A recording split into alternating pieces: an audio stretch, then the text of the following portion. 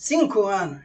Chegamos à era do cinema. Depois de 2 ovas e um quadrinho hentai, está na hora. O filme que levou os cavaleiros para a tela grande. O filme que levou tantos fãs para o cinema. O filme que é meio sem graça. Eu suponho que alguém goste desse filme e eu não os culpo. A animação está mais bonita e ver uma longa-metragem da sua franquia favorita é algo que muita gente quer. Eu fui pro cinema.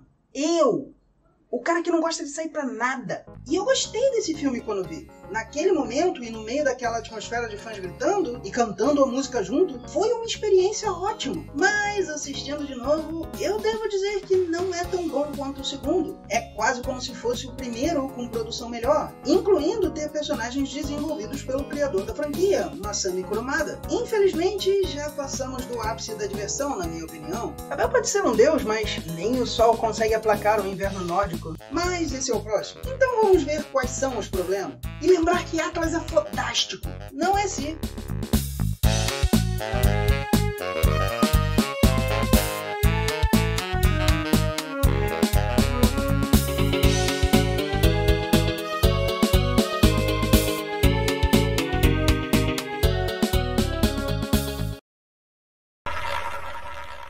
Siga minhas redes sociais.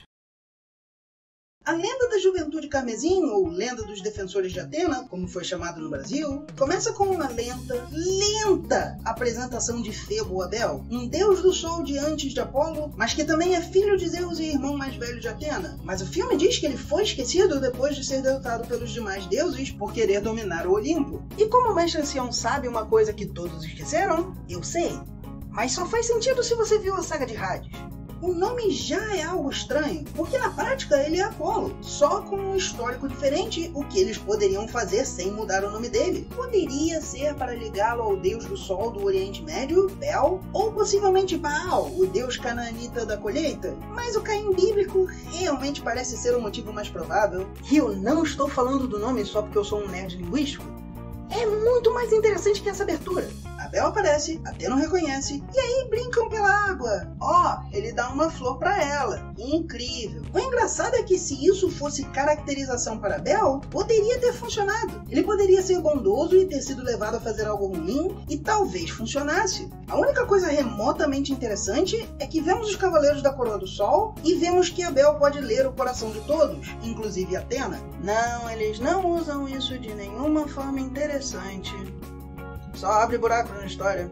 Mas já chegamos lá. A animação tenta suprir a falta de roteiro. Por exemplo, o reflexo do sol abre e fecha o flashback contando o dilúvio, que não é o judaico-cristão, mas você poderia argumentar que aponta para o Caim da Bíblia. E o flashback em si é bem feito, assim como a destruição em algumas cenas e o cenário. Exceto que ninguém morre eletrocutado verde ou tem que andar numa grade nesse...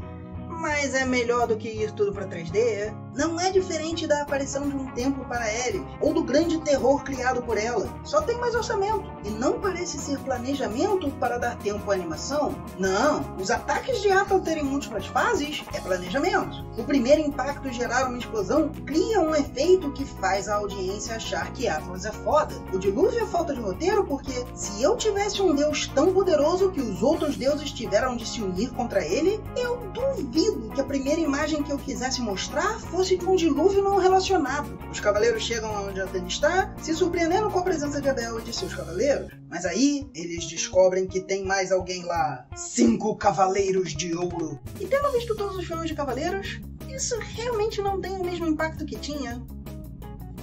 Sim, ruim também. Eu falei que 3D seria ruim. Na época, com os Cavaleiros de Ouro tendo sido os seus maiores adversários, faz sentido que eles sejam usados, mas desde aquela época já parecia ser encheção de linguiça, como veremos em instantes. Atena dispensa os Cavaleiros, Seiya não aceita, e Atlas, o único personagem que recebe um desenvolvimento decente, mete-lhe a porrada de um jeito fenomenal. E vai ter pior. Talvez seja só impressão, por ele estar em meio a tantos mais rasos, mas ele realmente funciona bem, mesmo não sendo tão profundo assim. No mínimo, ele tem atitude, e o cabelo dele age estranho, então talvez ele seja parente de um dos 13 fantasmas. Não é esses. Quê? Voltamos já. como deusa satélite, Athena dispensou os cavaleiros para poder atacar de longe e ser mandada para a próxima dimensão.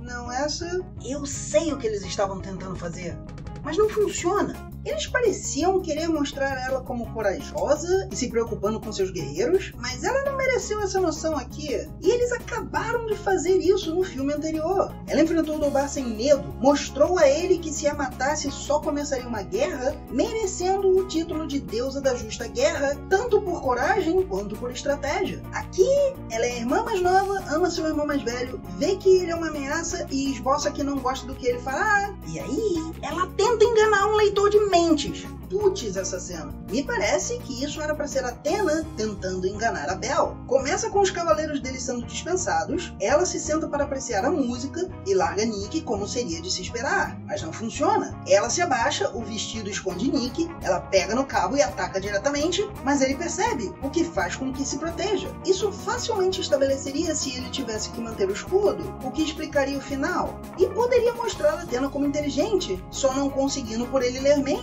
Você deveria ter escondido sua raiva. Mas não, ela está longe dele, tudo é lento, e não tem como isso não parecer uma tentativa inútil. Para Bel também cria problemas, porque as lágrimas no momento que ele ataca ela podem facilmente passar desapercebidas. Mas o resto da sua atitude, não. Então aquele instante que justifica tudo como amor fraternal pode ser ignorado. E aquela proximidade pode dar a impressão de Athena estar meio que flertando com a Bel, e ele estar com tesão pela irmã dele. Fica bem solto por esses problemas e pode acabar sendo visto como sincero. E quando um beijo fraterno vira sinal de incesto necrofílico, você sabe que fez merda. E não é como se a ideia não pudesse funcionar. É basicamente Batman versus Super-Homem. Não, o bom. Batman sabe que é mais fraco, cria toda a situação necessária para que possa enganar um cara mais forte e ainda cria uma forma para que ele possa dizer que Batman morreu e deixá-lo viver. Evaporou. Explodiu no mar. Até aqui é melhor. Mesmo que seja forçado, tem como acreditarem nele. Ele é um especialista. Aqui ela passa um tempo fingindo que aceitou os planos dele, o deus que lê mente não sabe que ela está mentindo, e aí ela só ataca do nada. Sem oportunidade, sem nada. E honestamente, me parece um caso de kill-fiveismo.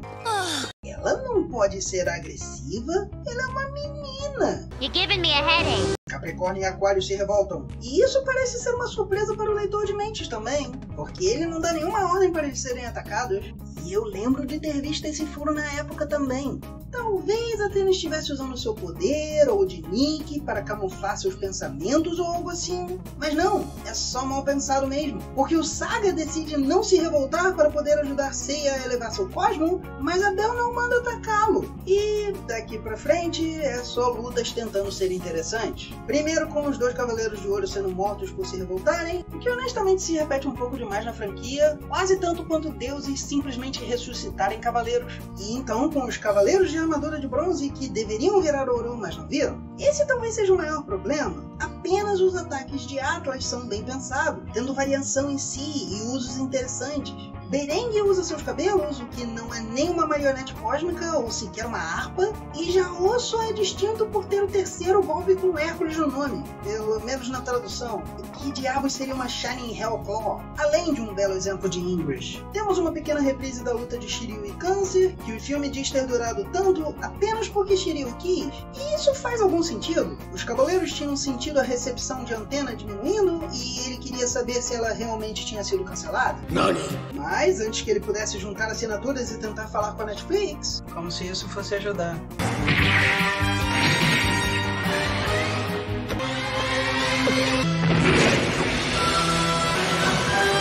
Temos Shun versus Afrodite, que basicamente mostra Shun como mais fraco do que nunca e precisando de Ikki, embora eu admita que o pesadelo de Afrodite é bom e rápido. Mas Atlas. Saga contra Seiya, que ao menos mostra uma técnica nova para gêmeos, e se ele usa outra dimensão sem o capacete, aquelas luzes vêm das orelhas dele, e pelo menos tem algum propósito para a história. E Jaô contra Saga é menos que nada. É só o último dragão com uma tinta nova. E se qualquer um poderia usar isso, como que é uma técnica tão poderosa assim? Aí temos Ryoga contra Berengue, que talvez, quem sabe, se você olhar pelo ângulo certo e forçar bem os olhos, você poderia dizer que foi ligeiramente desenvolvido. Ele matou Camus e usa isso para irritar Ryoga, mas é tão raso. Ele literalmente é imune aos ataques de gelo por ser um Cavaleiro do Sol, até que não é mais. E pronto. E como o Ryoga sempre começa com pó de diamante, não tem como você levar isso a sério, mas o filme quer que você leve a sério. Que foi impressionante que ele usou o poder dele e conseguiu derreter aquele gelo por 3 minutos e 5 segundos.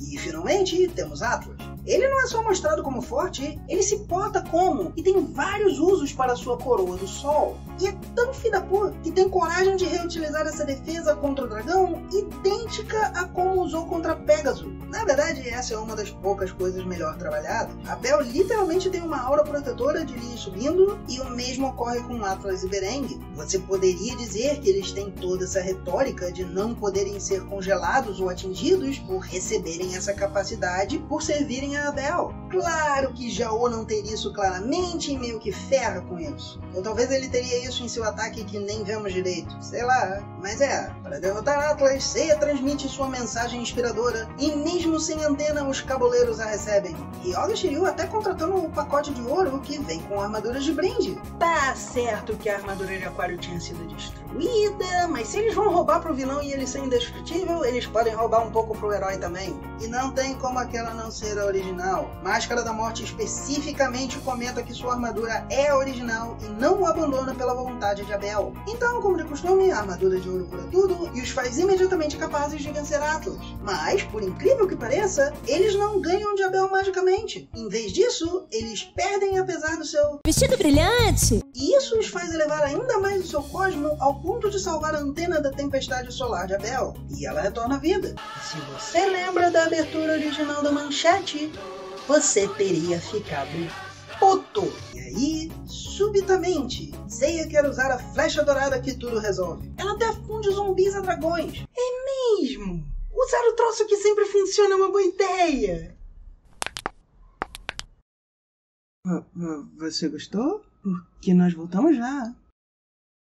E aí vamos chegar à resolução que eu acho que era para ter uma mensagem forte, mas que não funciona por como Abel é caracterizado. É bem confuso. Abel fala sobre ter sido enviado pelos deuses, mas o mestre ancião diz que ele se revoltou contra eles. Ele pode estar fingindo, claro, mas aí temos esse momento. Abel diz ser protegido pelos deuses e por isso conseguir se defender de todos os ataques, até que a flecha vai ser lançada e a aura de energia dele some. Os deuses não sabiam das intenções dele quando mandaram? Ou ele é só um cara super poderoso e se reconheceu errado? Se ele se entende errado, toda aquela interação entre ele e Athena faria mais sentido, mas como em nenhum momento se fala dele ter dúvidas ou estar tentando fazer o que acha melhor, cai tudo por terra. E é só assim que aquela pedra dele com Athena no final tem alguma significância. Se ele veio ao mando de Zeus, isso cabe como similar ao prólogo do céu.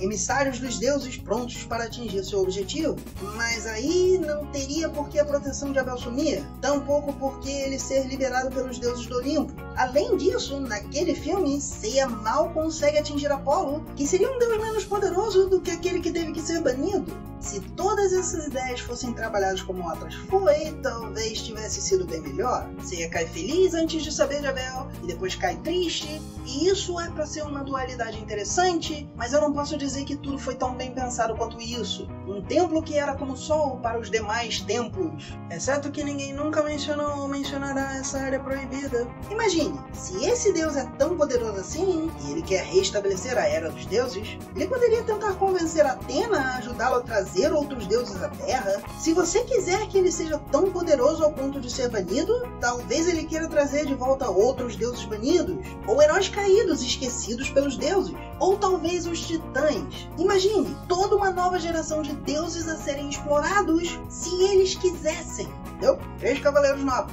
E chega que dá trabalho. E honestamente, vazio como é, o primeiro filme é melhor. Eles querem usar de canastrice aqui e justificar como só mais uma aventura, mas falha por falta de esforço. A morte do Cavaleiro do Cruzeiro do Sul é bem melhor que a de Jaô ou de Berengue, e a série teria várias lutas mais interessantes. É o pior tipo de Ring. Potencial jogado fora. Eu gosto um pouco da luta de Saga por ele ter um ataque novo e uma atitude inteligente, mas não ganhamos nada assim de Afrodite, Camus ou Shura, então eles acabam parecendo inúteis. Esses dois, mais que os outros, só servem para serem derrotados e estabelecer os servos do Sol como mais fortes, que de novo é um tropo como deuses simplesmente poderem trazer cavaleiros de volta à vida. Não me admira que Shurato tenha posto um limite nisso. Fim das contas, é Ares sem nenhuma das desculpas de falta de orçamento. Funcionou na época, mas não é um filme que valha realmente tanto a pena ver. E se você gostou, curta, compartilhe com seus amigos, se inscreva e não esqueça do sininho.